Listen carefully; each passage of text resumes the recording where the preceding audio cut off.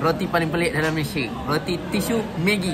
Roti satu Malaysia. Makan dekat kedai Mamak Superman. Ni hari ni aku nak bawa korang makan satu Malaysia Superman Mamak. Ni dia ada roti tisu Maggi, roti ni roti satu Malaysia. Ni paling special lah bos. Paling special lah roti satu Malaysia. Ya, ni belah dalam dia. Tengok, korang boleh makan kat dalam ataupun kat luar. Memang apa ni, kedai dia biasa je, tapi menu dia lain macam mat. Roti tisu Maggi mat. Kak, roti tisu Maggi satu. Superman dekat belakang. Ui. Ni. Roti goreng ni roti apa kak? Roti canai goreng. Ha? Roti canai goreng. Roti canai goreng. Mana roti goreng? Ni, tambah satu lagi kak, roti goreng. Kita try roti goreng, sedap ke tak? Macam-macam menu mat kat dalam ni. Goreng. Roti goreng. Ada apa? Cili bawang kotak. Cili bawang Kotak. hotdog. Ni roti goreng. Roti goreng. Nah, ni kita nak tengok dia buat roti tisu Maggi. Roti sudah masak. Roti masak. Roti dia letak Maggi. Oh, roti Maggi. Roti Maggi. Ini dia roti pelik dalam Malaysia.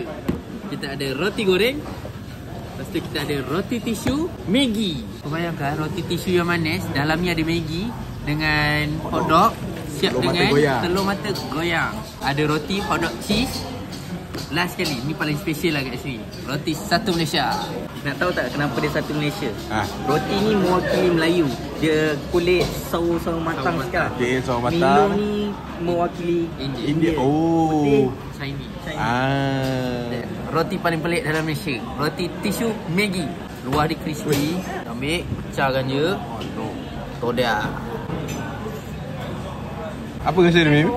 Lebih kepada sebesalah. Aku tak tahu nak describe macam mana. Kau makan roti tisu manis, Maggi kari, Masin. tambah telur. Tapi dia sedap lah. Dia tak rasa pelik yang hampa nak muntah. Second pelik aku nak rasa roti sausage cheese. Sebab rasa dia macam sardin sikit. Nah, ni apa? Roti goreng. Roti goreng kari pandang macam kuatiau. Ni ada cili, ada daun kari, ada sausage. Betul Macam tapi kuatiau. kenyal sikit kan? Macam kuih tiaw tapi kenyal sikit. Last sekali, roti paling pelik. Roti satu Malaysia. Ni roti crispy macam roti tisu.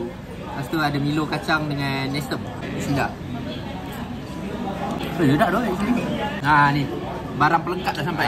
Susu pekat. Susu bakar. Try sebab dia macam a bit kering.